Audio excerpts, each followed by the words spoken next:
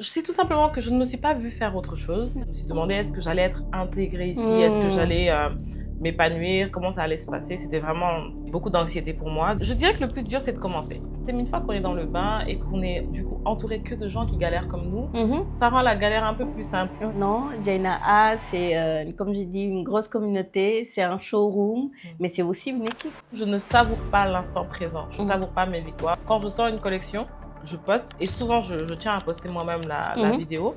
Je poste la vidéo, j'éteins mon téléphone et je vais me coucher à tous les coups. Je suis juste épuisée. C'est comme si tu crées quelque chose et tu dis aux gens, ok, jugez-moi. Tu dis au monde entier, ou en tout cas toutes les personnes qui verront, jugez-moi, dites-moi ce que vous pensez de mon travail. Je trouve que c'est une pression énorme. Jaina, merci beaucoup d'être venue, d'avoir accepté mon invitation et de faire finalement, à partir de maintenant, partie de la famille Rock On. Donc, bienvenue. Merci beaucoup, Rokhaya. Bon, moi, j'ai pas l'habitude de t'appeler comme ça. Oui, tout à fait. Mais je vais t'appeler comme ça pour les besoins du podcast. Merci à toi pour cette belle opportunité. Merci d'avoir pensé à moi et de m'accueillir sur cette belle plateforme qui est Rock On, le podcast. Oui, tout à fait. En tout cas, moi, comme je le dis, Rock On Interview, c'est des personnes qui m'inspirent au jour le jour, des personnes qui peuvent être anonymes, connues, moins connues, qui apportent beaucoup de choses de leur expérience, des leçons de vie. Tu as beaucoup de choses à nous raconter sur plusieurs aspects. J'avais du mal à choisir vraiment la thématique, mais en tout cas, il y en a une qui est ressortie plus que d'autres, c'est le syndrome de l'imposteur. Et je trouve qu'il y a beaucoup de femmes qui ressentent ce syndrome de l'imposteur. Malgré beaucoup de choses, malgré le succès qu'elles peuvent avoir, elles le ressentent malgré tout. Et pourtant, donc Jaina, toi, tu es chirurgien urologue. Tu as aussi une marque de design qui n'est plus à présenter, Jaina A. Et d'ailleurs, je suis habillée en Jaina A, toute fière. Ma robe, elle est juste magnifique. Et ça te va très bien. Merci beaucoup. Merci. Donc, voilà, c'est pour cela que je souhaitais que l'on puisse discuter de tout cela. Mais tout d'abord, j'aimerais un peu en savoir plus sur ton parcours dans la médecine. Qu'est-ce qui t'a donné envie d'aller poursuivre ce chemin-là? Alors, la médecine, pour moi, c'est un rêve d'enfant. Depuis toute petite, je me rappelle depuis la plus petite classe du primaire, donc le CP, je savais déjà que je voulais être docteur. C'était clair et net dans ma tête. Pourquoi? Je ne sais pas, mais je pense que beaucoup d'enfants ont voulu être docteur à un moment donné dans leur vie, sauf que moi, c'est juste que ça ne s'est jamais arrêté en fait. Ça a toujours continué, j'ai toujours voulu être docteur. Je sais qu'au primaire, avant l'entrée en sixième, je disais que je voulais être pédiatre. D'accord. Je suppose que c'est parce que c'est le docteur que je voyais le plus. Oui, effectivement. Et par la suite, j'ai toujours eu ça en tête. Ça a même motivé mes choix par rapport à la série que j'ai eu à faire. Parce que moi, j'ai un profil mixte, donc j'étais bonne en langue, en français, mais aussi j'étais assez bonne dans les matières scientifiques. Donc, honnêtement, c'est vraiment pour ça que j'ai fait une série scientifique, parce que je savais que je voulais être médecin. Mais si ce n'était pas pour ça, j'aurais fait une série littéraire où j'aurais été peut-être plus à l'aise. Mais ce challenge-là, je me le suis donné pour pouvoir atteindre mes objectifs. Donc, ça a toujours été clair. C'est vrai qu'il y a énormément d'enfants qui disent je voudrais être médecin ou avocat ou autre. Mais toi, c'est resté. Et qu'est-ce qui a nourri cela avec le temps, avec les années? Je sais tout simplement que je ne me suis pas vue faire autre chose. C'était clair. Et pour la petite anecdote, l'année où je faisais mon bac, donc dans ma tête et dans celle de ma mère, c'était déjà prévu que j'allais rester à la faculté ici à Dakar. D'accord. Il faut savoir que moi, j'ai fait le programme français et 95% des gens de ma classe, donc de mes amis, partaient en France pour faire leurs études. Et quand je me suis rendu compte que moi, j'allais rester ici, j'ai eu peur et je me suis demandé est-ce que j'allais être intégrée ici, est-ce que j'allais m'épanouir, comment ça allait se passer. C'était vraiment C'était beaucoup d'anxiété pour moi. Du coup, j'ai dit à ma mère que je voulais aller en France faire des études. Elle m'a dit, mais on a une très très bonne faculté de médecine ici. Si tu vas en France pour faire autre chose, ok, mais si c'est pour faire la médecine, fais ça ici. J'ai dit, non, moi d'ailleurs, je ne veux même plus faire médecine, je veux faire du droit. Je me dit, ah bon? J'ai dit oui. Donc, en fait, en vrai, c'était juste pour partir. Donc, je suis partie, j'ai fait mon année de droit. Et je me rappelle, en décembre, je suis venue en vacances à Dakar et je lui ai dit, finalement, je pense que je veux faire médecine. Et j'ai une tante qui est professeure et donc on l'a appelée, professeure en médecine, on l'a Mhm. appelée et pour voir si c'était toujours possible de s'inscrire à la fac en décembre. D'accord, Et donc de ne pas perdre l'année. Elle m'a dit effectivement. qu'ils avaient déjà commencé, qu'ils s'apprêtaient même à faire leurs examens, donc elle Mhm. me conseillait d'attendre l'année d'après. D'accord. Donc, je suis retournée en France, j'ai fini mon année, mais Mhm. déjà on est à la tête plus légère en me disant, bon, ok, je vais rentrer faire la médecine. Donc, c'était plus une année sabbatique. D'accord. Sauf qu'après, j'avais plus le droit à l'erreur. Quand je suis Oui, rentrée, oui, oui. c'était, il fallait que ce soit une ligne droite, quoi, parce que j'avais déjà perdu une année, qui pour moi n'était pas une Non, perte, parce non. que c'était une expérience. Oui, oui, tout à Et ça fait. m'a permis d'affirmer aussi ce que je voulais faire. Mhm. Et quand je suis arrivée à la fac, ça a été ma plus belle année, ma plus belle expérience, honnêtement.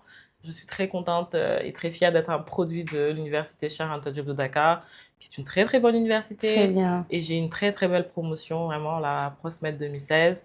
Euh, Vraiment, je ne regrette absolument pas ce choix.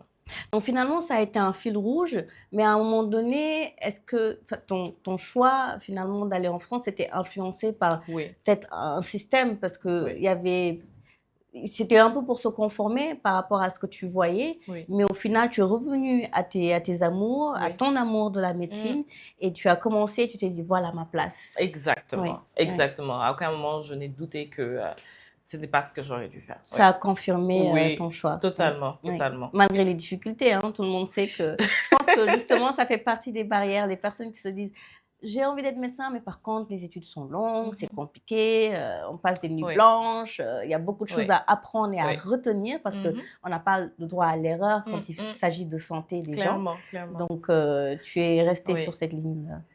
Euh, je dirais que le plus dur, c'est de commencer. Le plus Oui. dur, c'est de commencer, mais une fois qu'on est dans le bain et qu'on est du coup entouré que de gens qui galèrent comme nous, Mhm. ça rend la galère un peu plus simple et Oui, plus facile c'est à vivre. gérable. Oui, Oui. Mhm. parce qu'on rentre dans un cercle, on sait que c'est difficile, on l'a choisi et on a envie de réussir. Et Mhm. comme tu l'as dit, la médecine, c'est pas quelque chose qu'on apprend juste pour apprendre. On Mhm. apprend pour après sauver des vies, pour Mhm. après soigner des patients. Donc on doit être quand même rigoureux et sérieux dans ce qu'on fait. Effectivement. Donc, quand on a une certaine conscience professionnelle, on sait que quand on apprend, c'est pour vraiment accumuler du savoir et pouvoir l'utiliser. Donc, Mhm. déjà, ça, c'est une approche qui fait que même quand tu étudies que c'est dur et Mhm. que tu penses à la suite et à ce que ça veut, à ce que ça implique, je pense que forcément, tu es beaucoup plus sérieuse dans tes études.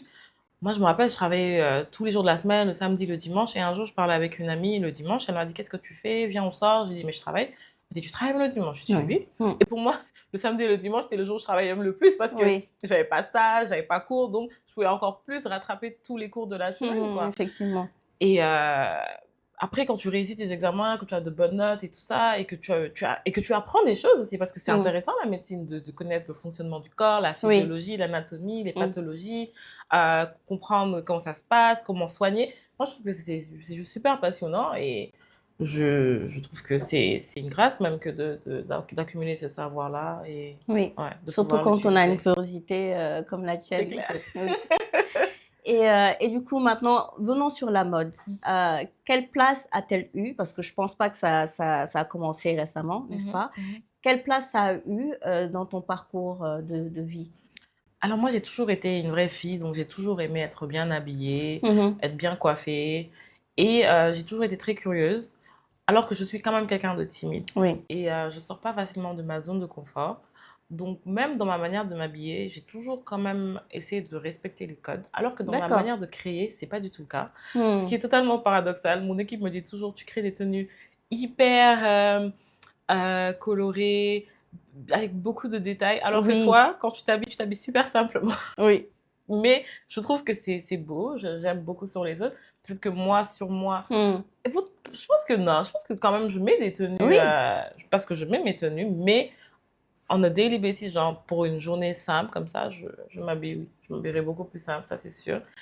Et donc, la mode, ça a toujours été dans ma vie. J'ai une mère qui a, à mon avis, beaucoup de goût, beaucoup de style. Mhm. Et j'ai toujours aimé l'accompagner au marché, acheter des tissus, dans les boutiques, acheter du bazin. Et ça a toujours fait partie de mes meilleurs souvenirs d'enfance. Et ensuite, Hmm. aller chez la couturière et Créer créer, ensemble. Hmm. oui, tout à fait créer ensemble. Je ne pense pas que, du plus loin que je me souvienne, que je suis allée chez le tailleur ou la couturière et que je lui ai juste donné un tissu et je lui ai dit, fais ce que tu veux. Oui. Non, j'ai toujours essayé de dessiner, d'expliquer ce que je voulais. Hmm. Et à la fin, quand j'aimais le rendu, et que je sortais et que mes amis me disaient, ah c'est joli, je veux la même robe que toi, je veux la même tenue que toi, ou D'accord. ah, j'ai ce tissu-là, qu'est-ce que je peux faire avec? Et je te donnais des conseils. Ou ma meilleure amie, quand elle se mariait, par exemple, elle m'a dit pour ma tenue de la réception, Mhm. qu'est-ce que je vais faire? J'ai ce tissu. Et je me suis assise avec une autre de mes amies, on a dessiné cette tenue. Wow. Parce que mon amie la dessine très très bien et moi je dessine pas aussi bien qu'elle. Du coup, je lui ai dit, bon, toi tu Tu avais dessines, ta vision. voilà, Mm. tu donnes vie à ma vision. Donc, elle a dessiné, on a donné le papier et le tissu au tailleur qui a Mhm. fait exactement ce qu'on voulait. Très Et bien. c'était juste magnifique. Mais c'était aussi une grosse marque de confiance Mhm. que de me confier cette création. Et donc, j'ai toujours aimé être bien habillée et j'ai toujours aussi été quelqu'un qui observe beaucoup. Donc, Mm. je parle pas beaucoup, mais j'observe beaucoup. Donc, je regardais tout le temps les gens dans la rue, à l'école, toutes les femmes qui passent, je regarde ce qu'elles portent, à la télé, etc. Et c'est des choses qui restent dans ma tête. Et après, j'arrive à visualiser les tenues, en fait, sans les dessiner. Je pense que c'est ça qui Oui. m'aide beaucoup. Et mes vacances entre la première et la terminale, Mhm. j'ai créé un haut pour l'été et je l'ai porté et les gens aimaient. Je suis allée chez la couturière, j'en ai fait plusieurs et j'ai D'accord. vendu ça. Ça m'a fait de l'argent de poche pendant mes vacances. Très Et je bien. pense que c'est là que ça a commencé. Et sans D'accord. m'en rendre compte, donc j'ai déjà commencé, je me suis lancée dans l'entrepreneuriat Mhm. en première sans m'en rendre compte. Naturellement, Oui, oui. pour moi, c'était un jeu, c'était juste un moyen de me faire de l'argent pour passer de bonnes vacances. Et après, quand j'ai repris les cours, je suis passée à autre chose, quoi. Mhm. Très bien. Ouais. Donc, c'est ça. Et puis, par rapport à Jenna A, Comment ça a germé, justement? euh, donc, ma mère était en Afrique du Sud pendant 8 ans. Et Mhm. pendant 8 ans, j'allais souvent là-bas. Et donc, j'achetais des tissus. J'ai découvert d'autres types de tissus. D'accord. Et donc, j'en achetais, je Pour ramenais. toi, Oui, oui, d'accord. pour moi, Mhm. pour des cadeaux. Et j'ai commencé à créer des tenues. C'est là-bas que j'ai découvert le brocart, par exemple. Mhm. Et je suis tombée amoureuse de ce tissu que je trouve qu'il est tellement noble et facile à utiliser, Oui, qui habille les tenues. oui, Une pièce en brocart toute simple, ça fait vraiment la différence. Dès que quelqu'un porte du brocart et qu'elle rentre dans une pièce, moi, je trouve que you just step up for ouais. yourself, tu vois. Elle illumine la pièce, justement. Exactement. Et donc, pour Jenna A, ça a toujours été dans ma tête que je voulais créer des tenues. Mais, encore une fois, c'était un hobby. C'était quelque chose Hmm. que je ferais de temps en temps, pas à temps plein du tout. Donc, pendant la période de Covid, on a reçu un malade qui avait du coup le Covid et on ne le savait pas et on a été D'accord. en contact. Hmm. Donc, on nous a demandé de rester en quarantaine parce que c'était vraiment au tout début. Oui. Du coup, on avait beaucoup d'a priori par rapport à la maladie. Moi-même, j'étais très stressée. Mhm. On nous avait testé et on attendait les résultats. Et du coup, j'avais un peu plus de temps à cette période-là. Mhm. Donc, j'ai commencé à laisser mon imagination divaguer, à créer. Et j'habitais toute seule, donc je m'ennuyais, je faisais pas grand-chose. Et j'ai créé le Boubou Linger. Parce que quand je l'ai D'accord. créé, c'était pour moi à la base. Oui, oui. J'avais jamais eu de boubou avant. Et je me suis toujours dit, qu'est-ce que ça donnerait un boubou sur Sur moi? moi. Hmm. Donc, j'ai créé ce boubou, je l'ai dessiné. Je suis allée voir un tailleur qui m'a été recommandé par une tata à moi, Mhm. qui a été une des personnes aussi qui a cru en moi. Mhm. Et je suis partie, il m'a fait la tenue, je l'ai portée. Et j'ai bien aimé le rendu. Et j'ai une de mes meilleures amies qui a un salon de coiffure. Je suis partie là-bas parce que je devais être modèle pour elle et j'ai amené ce boubou. Je lui ai dit, écoute, on va faire un mini shooting. Donc, c'est elle qui a pris des photos devant Wow. son salon et tout ça. Et j'ai posté la photo et les gens ont aimé. Et Hmm. les gens m'ont demandé d'où venait ce boubou. Et j'ai dit D'accord. que c'est moi qui l'ai fait. Et il y a des gens qui ça a intéressé. Donc, je lui ai dit, écoute, moi, je vais en faire 10. Et puis voilà, quoi. Et je suis partie au marché, j'ai acheté et je me suis rendu compte que vu que c'était un mix de couleurs, je pouvais Mhm. faire différents patchs. Et je me suis dit, je vais faire 10 boubous totalement Différent, uniques, unique. voilà, Mhm. différents chacun d'entre eux. Donc j'ai commencé, c'est là que j'ai appris un peu la colorimétrie, quelle couleur va bien avec quelle couleur, etc. Hmm. Parce il y avait quand même 6 couleurs sur ce boubou. Oui. Donc il fallait pas que ça fasse bizarre, mais il fallait que ce soit harmonieux et que ça sorte de l'ordinaire aussi. Oui, tout à fait. Donc j'ai créé ces 10 boubous-là. Et là, le syndrome de l'imposteur est venu. Je me suis dit, Hmm. mais en fait, moi, qui suis-je pour poster des boubous et vendre ça aux gens, en fait? Et je me suis dit, bon, comment je vais faire? Je vais poster en story privé. Je vais mettre que les gens que je connais très bien, qui je Que la sais, famille, voilà, les les amis amis proches. proches et tout. Je sais qu'eux, ils vont pas me juger et tout. Au pire des cas, ils Wow. n'achètent pas et c'est pas grave, tu vois. Au pire des cas, et personne ne saura que genre, j'ai posté ça et tout. Du coup, je suis allée, j'ai pris les boubous. j'ai regardé des vidéos sur YouTube pour apprendre à faire un montage vidéo. Donc, j'ai fait un montage vidéo, je me suis filmée moi-même dans mon salon. Ça m'a pris toute la journée et le Waouh. montage, il était pété, mais bon, j'étais tellement fière de moi. Et j'ai posté ça et les gens, en 24 heures, les boubous étaient terminés. Waouh. Et j'avais posté ça en story privée. Et ces personnes-là, on en parlait à leurs, À côté, oui, entourage, à leurs waouh. personnes, à leurs amis et tout. Et d'autres personnes sont venues. Et à la base, mon Instagram était même privé. Oui. Donc, l'Instagram de Jenna là, c'était mon Instagram à la base. Il était privé. Oui. Je l'ai ouvert, je l'ai mis en public. Même ça a été difficile. Parce que moi, j'ai toujours été très Oui. cautious par rapport à ce que je partage sur les réseaux et Oui, tout ça. oui, et très réservé Voilà. aussi. Et le fait de me dire que tout le monde pouvait m'ajouter sans que je ne puisse refuser, ça, je n'étais pas trop à l'aise avec ça. Mais je me suis dit, bon, si je veux vendre aussi, il faut que les gens puissent voir la page. Oui. Mais pendant un long moment, ma page était restée privée et j'acceptais juste les gens qui me semblaient ne pas être bizarres, Oui, tu oui. vois.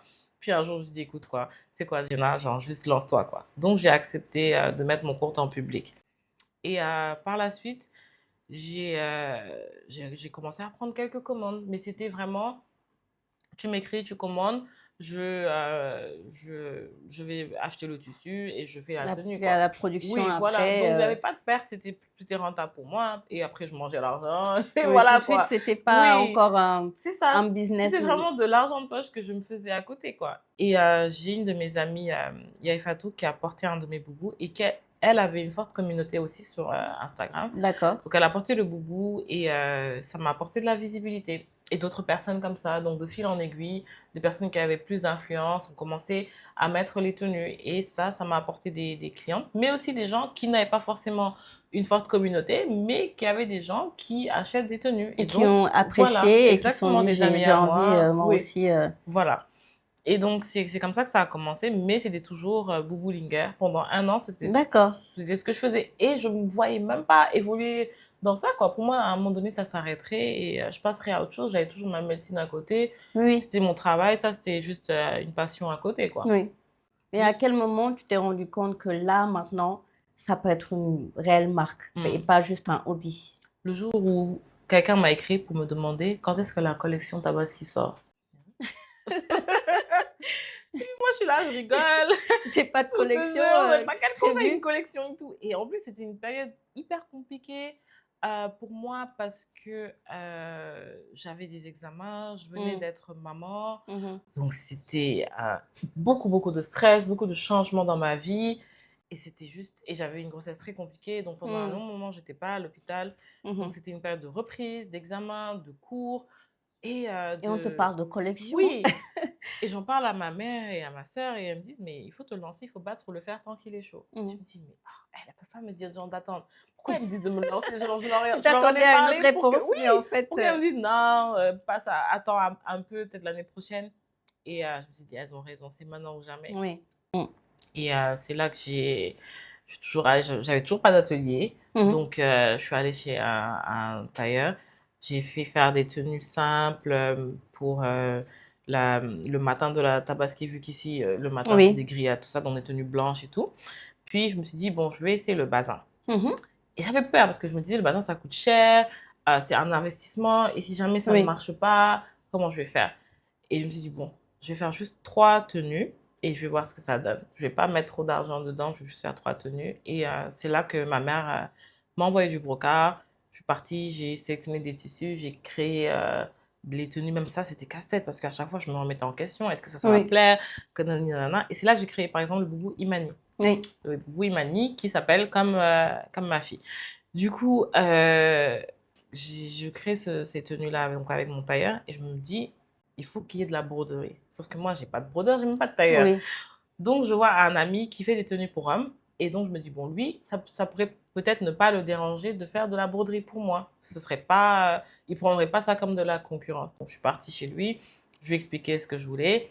On a discuté. Je lui ai expliqué le type de broderie que je voulais, etc. On a dessiné et tout. Et il a créé donc les 3 broderies. Enfin, son brodeur a fait les 3 broderies. Et je suis retournée encore chez mon tailleur avec les tenues brodées pour qu'on termine. Donc, c'était vraiment beaucoup de va-et-vient. Et de logistique. Oui, et tout ça en même temps. Il y avait la médecine, il y avait la vie de famille et tout. Mais j'étais super excitée parce que j'avais trop hâte de Parce que voir. c'est de la Oui, création c'est et ça, c'était effectivement, vraiment. avec plusieurs personnes Oui, différentes, c'est ça, il fallait voir le rendu. Est-ce que exact. ça matchait vraiment avec ta vision? Exactement, et j'étais pas du tout déçue. Et ensuite, il fallait trouver les mannequins. Donc là, il fallait Hmm. faire un shooting. Et donc, c'était mon premier shooting. Je me suis dit, comment je vais faire? Et La plupart des gens, j'ai vu quand même qu'il y a beaucoup de créateurs et créatrices qui sont leurs propres modèles. oui, Euh, c'est vrai et qu'au début, c'était moi qui je portais mes tenues et pendant un long moment, je portais mes tenues.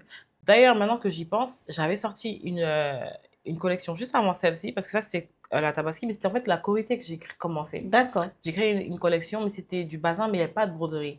d'accord. Et j'avais créé une tenue blanche pour Mhm, moi parce mhm. que ma soeur m'avait dit, tu devrais faire une photo avec les mannequins et toi, tu portes Oui, une tenue blanche. Et c'était la robe Astel. Et j'ai porté cette robe qui ne devait même pas faire partie de la collection. oui, C'était censé effectivement. être centré sur le bazin. Oui, Bazin, brocart, mais il n'y avait pas de broderie. On fait le shooting, on poste. Qu'est-ce qui se passe? La robe Astel a plus de succès que même les autres tenues. raz-de-marée. Exactement. Tout le monde veut la. Et je me dis, mais attends, moi, j'ai même pas. Genre, j'ai même pas pensé à tout ça. J'ai même pas de tissu ni quoi que ce soit. Et donc, je cours vers mon fournisseur. Je cherche des tissus. Et elle me dit, oui, bon, celle que tu avais, j'ai plus ce tissu-là, mais j'ai d'autres couleurs, j'ai d'autres motifs. Donc, c'est toute une logistique, montrer aux clientes, voilà, il y a ce tissu-là, cette couleur-là. Et souvent, les clientes, elles ont vu ça, elles veulent être exactement Oui, c'est comme vrai, ça. c'est vrai. Donc, il fallait réussir à les convaincre que ce serait tout aussi beau et tout ça. Des fois même prendre le risque de créer la tenue juste pour montrer à la cliente que regarde, oui, là, c'est quand Ça même peut beau. donner quelque chose de Voilà. magnifique.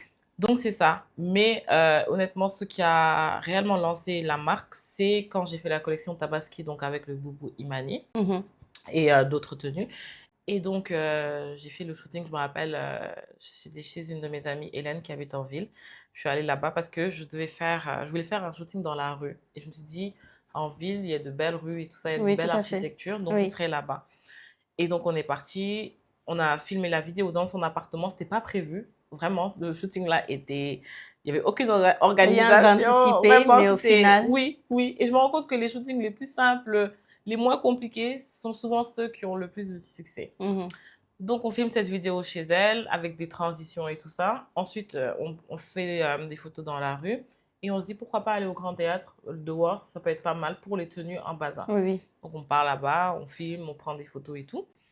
Et je poste la vidéo et là, les gens Ils apprécient apprécient et aussi. oui, il y a un boom et je pense que pendant 3 ans, Imani était mon best-seller, quoi. Oui, oui. Ouais. Oui, c'est une robe magnifique, vraiment, Merci. Imani. En fait, je dis Imani, mais toutes tes créations sont magnifiques parce que je pense que justement, le choix des tissus, le Mhm, choix des matières, mhm, c'est quand même, c'est comme si tu les choisissais justement pour toi. mhm.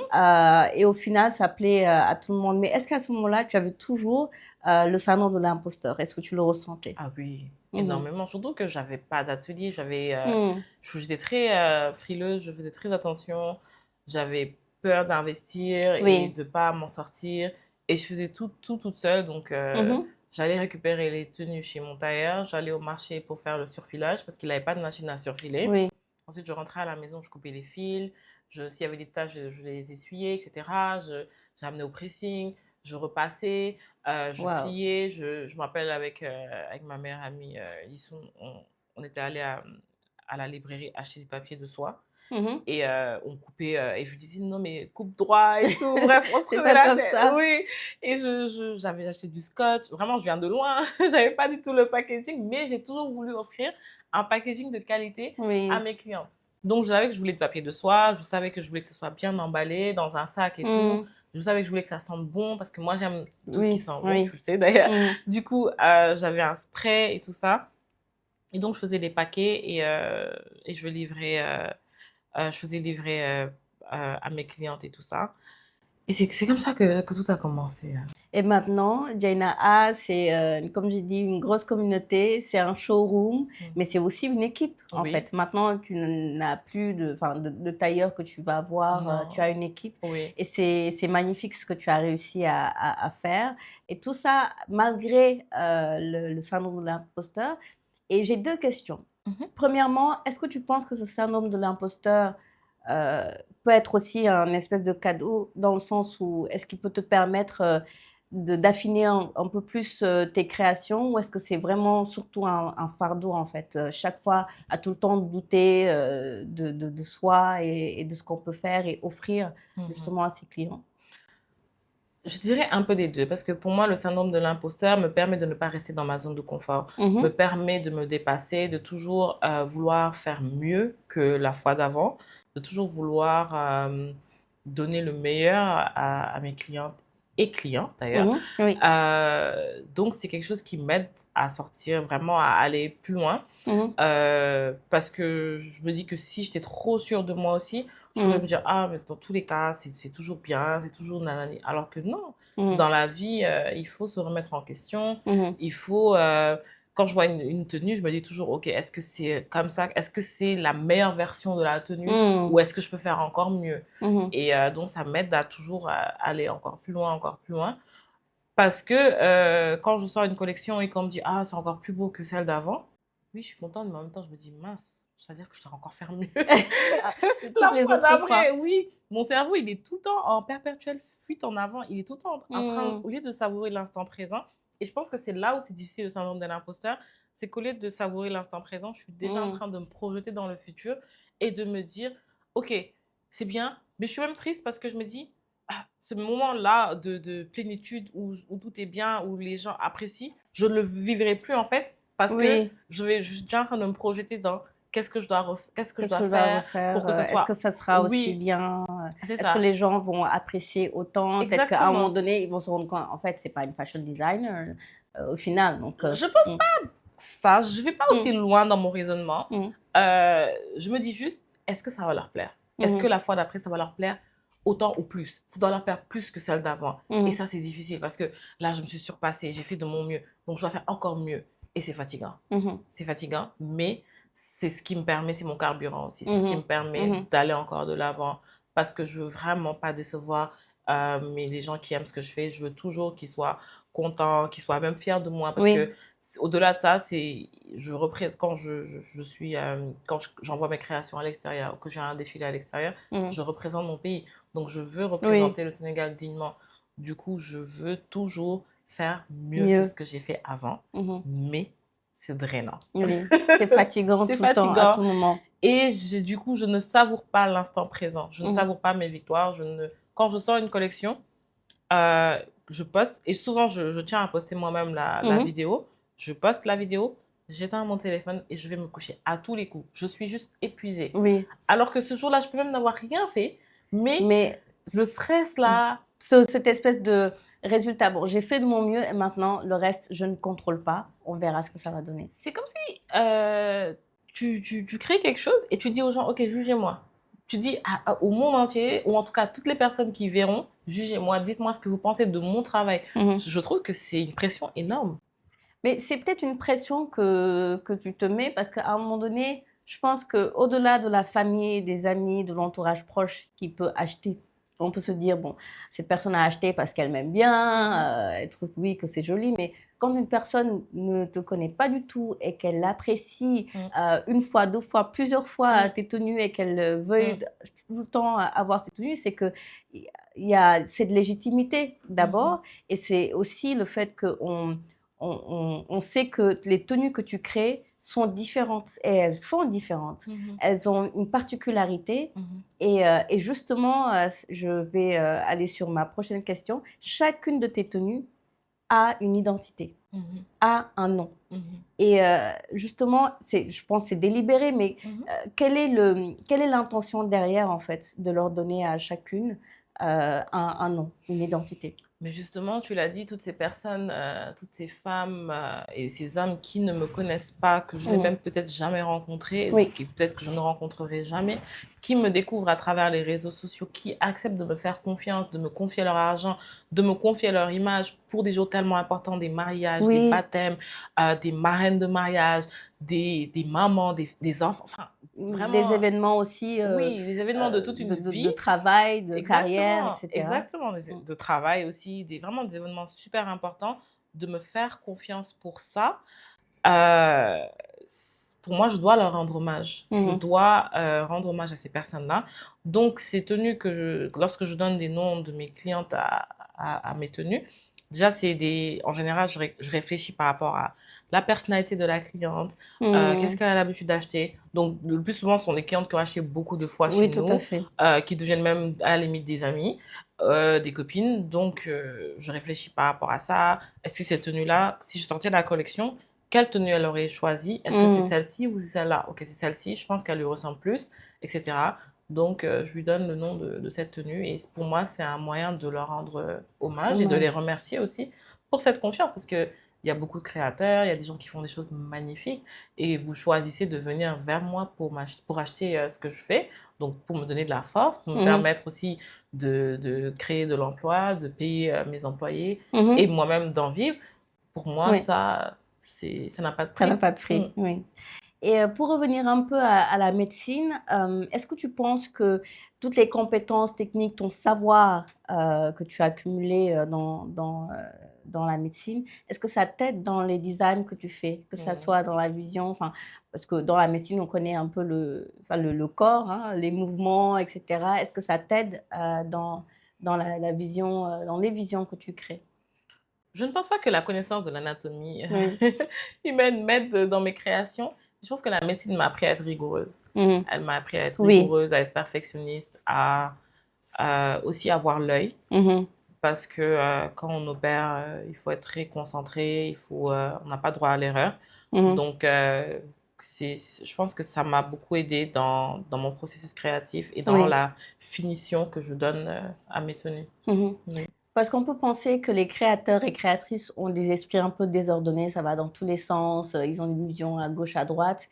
Je pense que c'est pas le cas, d'autant plus quand on est entrepreneur et d'autant plus quand on est chirurgien, urologue, ou par exemple en médecine, on peut pas s'inventer médecin justement. C'est la vie des gens. Oui. Il y a une rigueur, une discipline, mais il y a aussi une dévotion. Pareil dans ce que tu fais, parce qu'aujourd'hui, tu es dans la création, mais tu es aussi dans le business, parce qu'il faut gérer les fournisseurs, acheter les tissus, il faut gérer la clientèle, le business development, la présence sur les réseaux sociaux, le marketing, le packaging, Le service le service. après-vente. Voilà, il y a tout ça, il y a tout ce business. Et comment tu arrives à gérer tout ça en même temps? Donc, par rapport à ça, ce qui est paradoxal avec moi, c'est que autant je suis assez ordonnée et un peu carrée, même à la limite dans ce que je fais, autant mon cerveau bouillonne tout le temps, il n'est jamais au repos. Je suis tout le temps en train de penser à quelque chose, je suis tout le temps en train d'imaginer quelque chose. Et quand je crée, je suis obligée de me forcer à un moment donné, de me dire non, ça Oui. suffit, je fais assez de tenues là. J'en garde le reste pour Calme-toi. après, tu vois, calme-toi. Wow.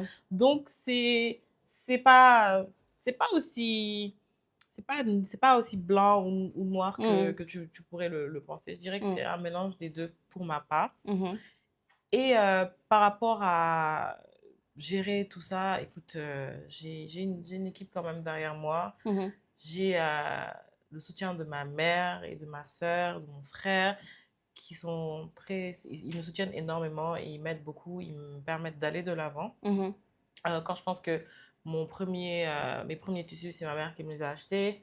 Pendant longtemps d'ailleurs, elle a beaucoup investi dans Jenna A.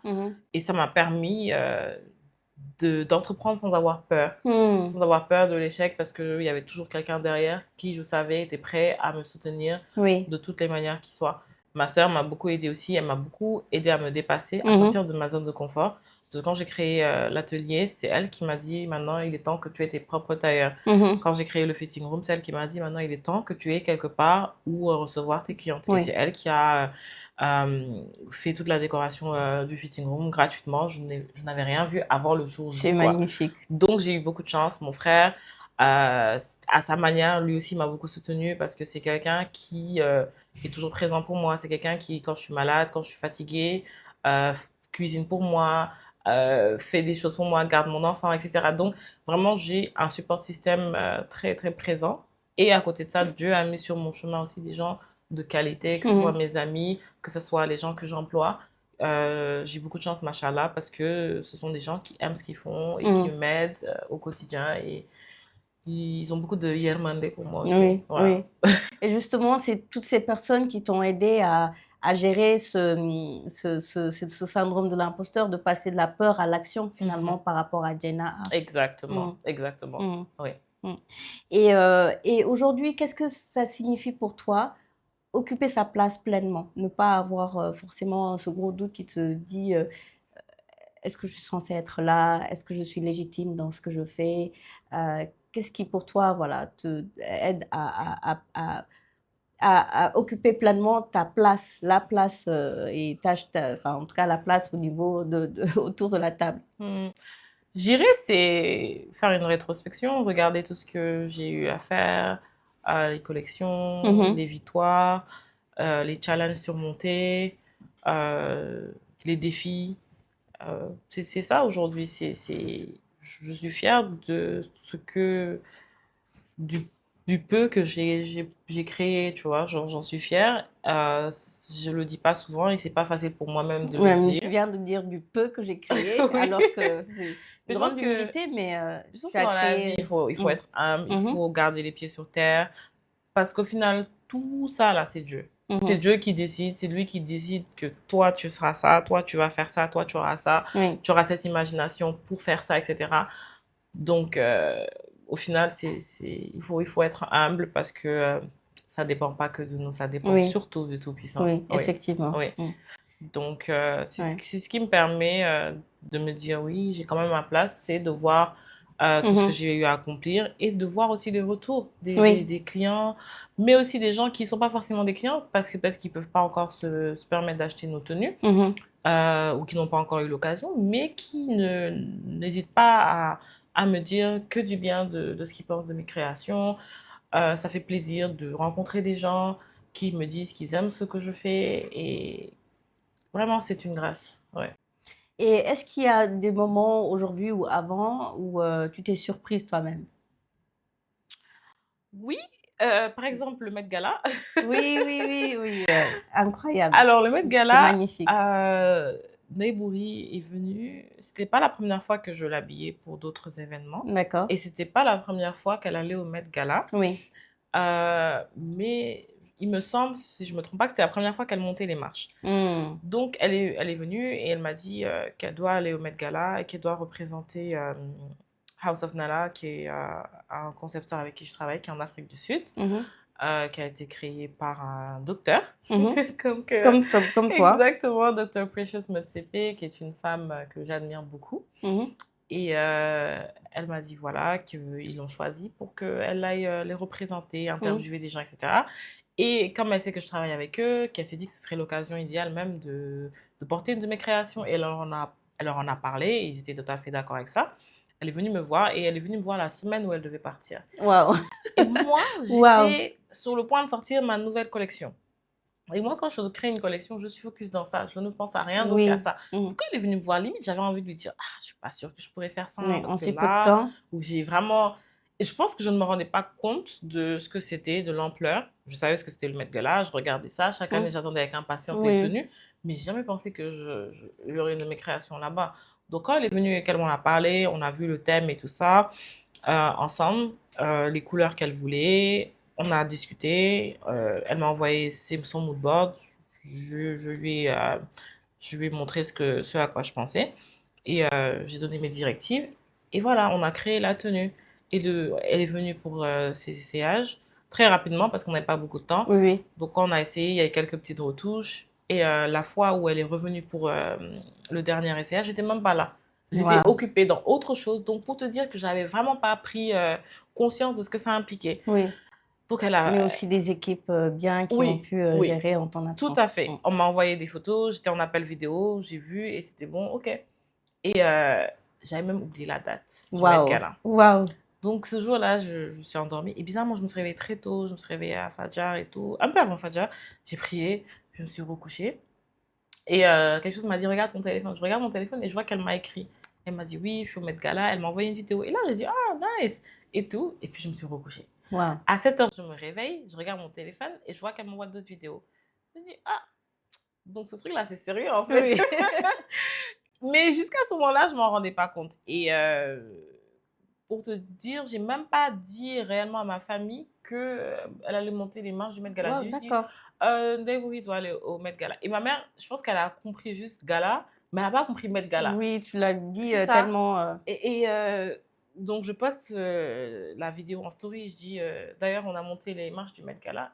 et je pose mon téléphone et je continue ma vie. Je reprends le téléphone et je vois des milliers presque de notifications et tout. Notification. Plein de gens qui like, qui repartagent. Et comme nous, les Sénégalais, on est très patriotes, les Oui, gens m'ont beaucoup, oui. beaucoup soutenu et tout. Et j'étais là, waouh, Il y avait une grande c'est ça. fierté. Et limite, je me suis dit, mais si je savais que c'était ça, j'allais prendre plus de temps pour faire une tenue Non, incroyable. c'était Parce que parfait. là, j'ai fait une tenue, mais j'étais même pas satisfaite à 100%. Je l'ai fait en peu de temps et tout. Mais tout le monde était satisfait. Il me semble que donc Maybury était. Ah oui, elle était magnifique, Naïbouri. Et c'est vraiment, je la remercie de m'avoir donné cette opportunité, cette visibilité-là, de montrer Gina dans le monde. Oui, Et comme je te dis, c'est Dieu, quoi, oui, franchement. Parce que, effectivement. Oui. voilà, quoi, Et franchement. aujourd'hui, quel est ton moteur? Quel est ton moteur? Être fière de moi. Mhm. Être fière de moi, voir les gens porter mes créations, voir les belles femmes élégantes dans du Jane A, ça me fait plaisir. Ça me fait plaisir. Et aussi être un exemple pour ma fille, Oui, lui montrer que dans la vie, tout est possible, qu'on peut tout est être possible. médecin et Oui, styliste, qu'on peut faire tout ce qu'on veut, oui, que the sky is not even the limit, qu'il ne faut pas absolument. rester dans des box, que si on a envie de faire quelque chose, Il faut savoir se oui, transcender. exactement. L'essentiel, c'est de faire les choses bien. Mhm. Quel que soit le métier que tu veux faire, qu'à partir du moment où c'est légal, bien Oui, sûr, bien sûr. il faut essayer d'être la meilleure dans ce qu'on fait. Mhm. Et c'est ce que j'ai envie de lui montrer parce que le monde n'est pas forcément facile avec les Non. femmes. Mhm. En plus, une femme noire, Mhm. musulmane, Mhm. c'est pas évident, mais on a notre place et Mhm. Il faut on est l'apprendre. capable, oui. Il faut Oui. l'apprendre C'est pleinement. ça. Et pas qu'à elle, mais à toutes les autres jeunes filles qui pourraient me voir en tant que modèle, entre guillemets, se dire qu'elles sont capables du meilleur. Oui, Ouais. hein, c'est extraordinaire. Et pour finir, comment vois-tu Diana A, pardon, d'ici les prochaines années? J'espère avoir un showroom pignon sur rue. Oui, J'espère être représentée ou avoir des boutiques dans d'autres pays du oui. monde. J'espère faire encore plus de défilés dans d'autres pays. J'aimerais beaucoup aussi avoir un plus large public dans l'Afrique anglophone, Mhm, mais aussi en Amérique aussi. mhm, Euh, voilà, et j'aimerais faire aussi des tenues qui sont plus adaptées aussi à tous les jours, mhm. tout en continuant à garder ce côté pour lequel on me connaît, donc des tenues de cérémonie. En tout Voilà. cas, tes tenues sont vraiment magnifiques, je Merci. tiens à le répéter. Merci Et beaucoup. c'est un mélange de plusieurs styles finalement, mais c'est ton style. Parce que je pense que tout- toutes tes expériences culturelles, les pays où tu as vécu, Oui, les personnes que tu as rencontrées, oui, tout ça fait partie en tout cas, de ce qui t'inspire c'est pour vrai. créer tes modèles parce qu'ils sont uniques. C'est Chaque vrai. modèle est unique et Mhm. a son identité. Mhm. Et pour finir, j'aimerais savoir ce que tu dirais à ton toi de l'époque où ce syndrome de l'imposteur était quand même assez marqué. Qu'est-ce que tu dirais à Jaina de cette époque-là? Je me dirais, tu viens de loin, mais regarde où tu es aujourd'hui. Oui, Et tu peux être fier de toi et du travail que tu fournis. Et sois plus indulgente avec toi. oui. Ah, oui, Voilà. il faut être vraiment très indulgent envers soi-même. Oui, Et la vie, des fois, elle nous tombe dessus. On ne maîtrise pas absolument tout, mais on fait de notre mieux. On ne peut pas être au contrôle de tout, mais en non, tout cas, on peut être au contrôle de comment on agit et on réagit à ce exact. qui nous arrive Je suis 100% tracer d'accord. son chemin. Oui, Mm. je suis tout à fait d'accord avec toi. En tout cas, merci beaucoup Merci d'avoir à toi. partagé ce moment avec nous, d'avoir partagé tes expériences et ton parcours. Je suis très reconnaissante et allez regarder sur toutes les pages. Jaina A, c'est magnifique vraiment ce qu'elle fait.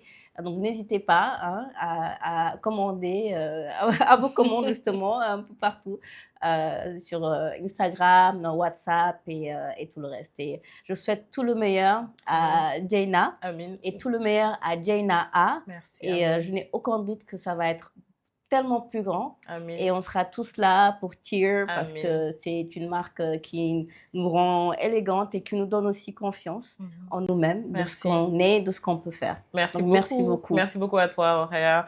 Merci beaucoup de mettre en avant les femmes, à travers ton podcast. C'est une très, très belle initiative. Merci beaucoup. Tu es très brillante, tu as beaucoup d'empathie et de bienveillance et ça, c'est des qualités que j'admire chez toi depuis toute petite parce que je la connais depuis très longtemps. Oui, tout à fait. Machallah, et tu n'as jamais changé et Merci je beaucoup. souhaite beaucoup, beaucoup de succès dans toutes tes entreprises et dans ton podcast et Inch'Allah, que tu continues à interviewer des gens de qualité et que euh, tu aies un succès au-delà de tes attentes. Merci beaucoup, c'est gentil. Tu es une héroïne et tu m'inspires toi aussi.